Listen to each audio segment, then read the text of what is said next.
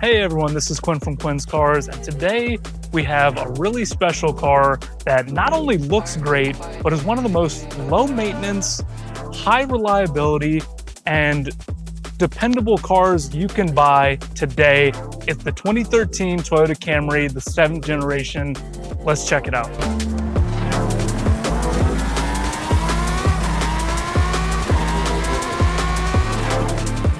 The Toyota name has been synonymous with reliability and practicality for about a century now.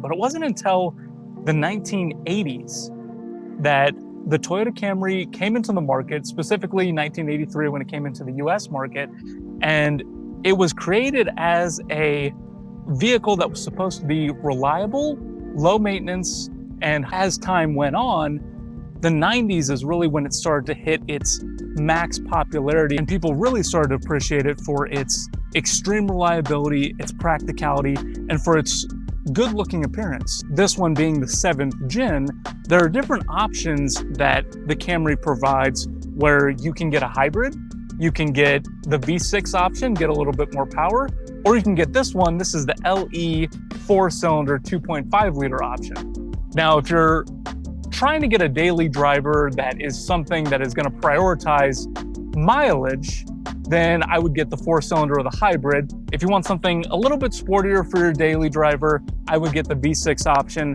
But again, just like its competitor, the Honda Accord, they offer very similar trim levels in the sense of the 4-cylinder, the hybrid, and the V6 options. If you want to get the highest trim level, you can get the XLE trim level. And that's when you get better speakers, navigation, better seats, and overall just a better car. In the year 2025, when you're looking for a used vehicle at a reasonable price, it is hard to beat something that looks this good and is this reliable. And if you do need maintenance, which is rare, it's also extremely affordable. Toyota calls this paint color magnetic gray metallic, and it has a really nice glossy but matte look at the same time. This Camry comes standard with halogen headlights, but this one's installed with LEDs. You can see the side turn bulbs on the outsides of these lights, and then you have the daytime running lamps that would be in the center.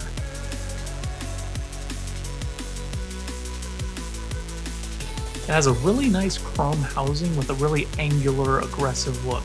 No fog lights on the LE trim.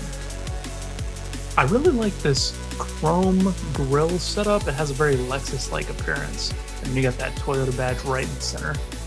Bulbs for the taillight as well, with this really angular housing that has a really nice shape.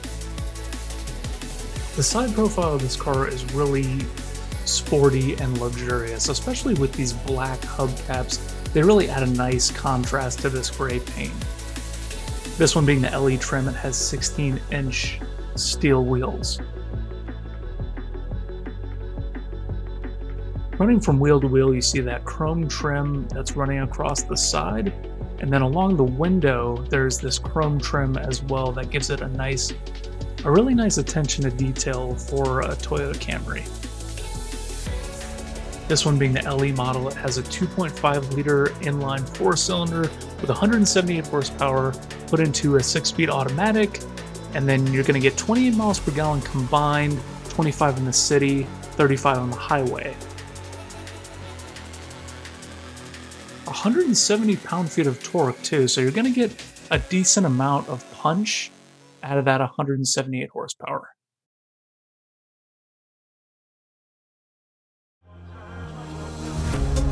I need time, just a little more time. I need time, just a little more time. Next to you. Next to you. Next to you.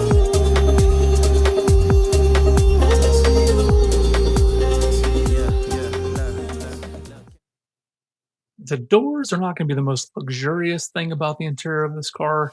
It does have the standard window locking buttons and mirror adjustment controls. You have the side speakers there. This one also has adjustable seat for the driver, power adjustable. It has these cloth seats that are super comfortable, nice bolstering with some dark gray and light gray contrasting. The interior of this vehicle is very inviting. It has nice leather all across the dash area. It has a little bit of chrome and a little bit of silver plastics here and there. You have this little digital clock on the top with AC vents right below. Your volume and power knob for the infotainment center is going to be on the left, tune and scroll on the right. You have phone controls on the side, physical buttons on the right and the left if you want to change tracks or change the type of audio that you want to select, whether that be the radio or Bluetooth controls. You have an aux port as well. For it being a 6.1-inch touchscreen, it does seem to have plenty of space for everything on the screen. Infotainment Center is really easy to use, a little basic with its blue and black kind of contrasty screen, pretty standard for this era. You can see the AC controls right below. On the left and right, there's kind of these cheapy plastic knobs that I'm not a huge fan of. But then it's got this nice button setup that's really easy to read in the center. This one has a little bit of carbon fiber kind of just trim around the shift knob. The rear seats have a surprising amount of room. Door area in the back is going to be similar to the front. No crazy luxuries in the back, but plenty of legroom, plenty of headroom. You get 15.4 cubic feet of cargo space, but you can always fold those seats down for more. So after I sliced my finger this morning on the tripod, my car driving mount that I usually put on the windshield to film me driving also is not in my bag, and I'm not sure where it is. So I'm gonna explain the driving experience of the Toyota Camry this way. This vehicle is also a super smooth ride.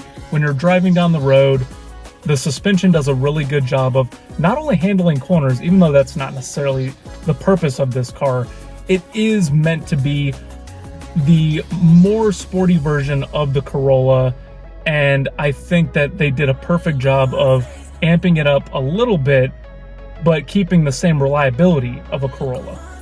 This Toyota is really great, and it's great for a lot of different reasons. Not only is the hybrid option really, really good for someone that wants to prioritize commuting, wants to prioritize gas mileage, but it's really great if you want to get options for the V6 with a little bit more power.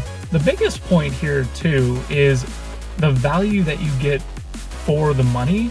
Toyota, of course, is going to be always known as the reliability brand, but I think it deserves a little bit more credit than just being the reliability brand.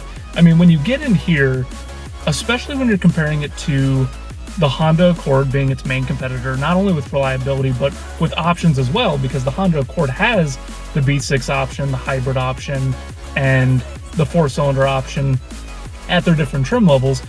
Personally, I think that the Toyota is a better looking car. Now, that's just my personal opinion. I know plenty of people who love the Honda Civic, who love the Honda Accord, and the Civic and the Accord being the competitor to the Camry and the Corolla, it really is almost a one-to-one comparison and really boils down to, do you want something that looks like A or looks like B? It's not even necessarily which one is better.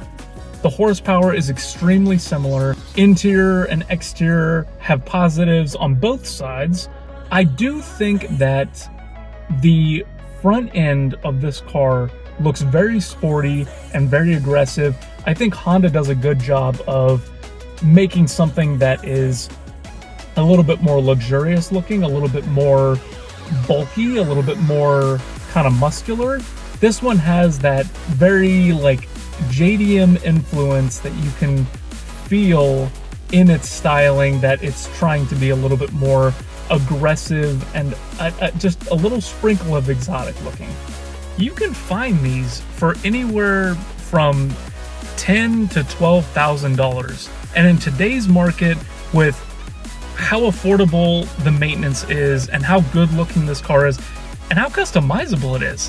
One of the things I love too about these reliable cars is the aftermarket community is so awesome. I mean, you can get front splitters, you can get new shift knobs, you can get new screens, you can get spoilers, wheels, like really anything, and upgrade the look of this car to make it look genuinely incredible. Thank you guys for watching. I had a lot of fun making this video. I think especially with the Honda Accord and the video that I did recently with the Honda Accord, I was really able to make a really good one-to-one comparison of the Honda Accord versus the Toyota Camry at similar generations, similar power points, similar styling, similar price point. And in my personal opinion, I have always loved the look of Toyota a little bit more than Honda. I do think Honda is coming out with some amazing products. Their new Civics and Accords look really, really great. But I also think that I think that was a Polaris slingshot. Anyway, I think that Toyota does a good job of making something that looks a little bit more aggressive and a little bit more sporty, and Honda does a little bit better of a job making something look more luxurious, especially if you're looking at the Camry versus the Accord. Again, I really appreciate you guys. Don't forget to like, subscribe, share, all those things, and check out my merch website if you want to buy a shirt that looks like this. I'll be coming out with new designs soon that I'm really excited to share with you guys, and go ahead and click that link if you're interested. All right, thanks for watching, guys.